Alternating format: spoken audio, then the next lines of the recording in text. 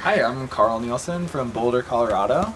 I decided to do this permaculture immersion with Granja Tz'ikin after visiting the farm in January of this year.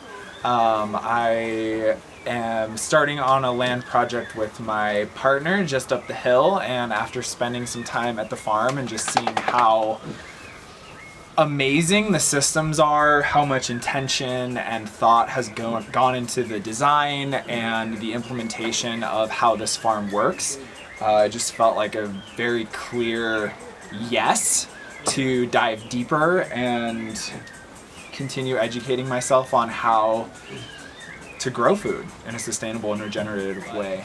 It's such a grounded and held space in the Sununaa Valley, and the vision of community and collective building towards a regenerative future, learning how to grow our own food, animal husbandry, how to make the best out of these goats and chickens and pigs for the sake of a closed loop system was super inspiring. It's been an amazing course so far, just learning how soil works. I'm learning languages of the plant world that I just had never really been exposed to or understood. I'm learning how to milk goats and make cheese, and that's not food. In general, just be in closer harmony with the land, which it's kind of like real life Bitcoin.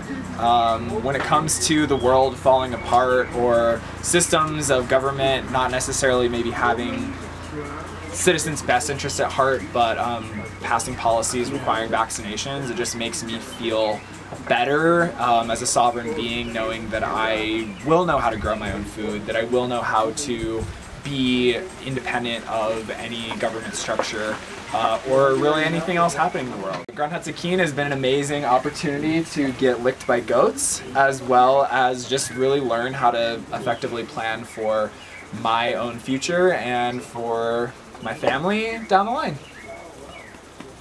Thank you, Karl. My pleasure.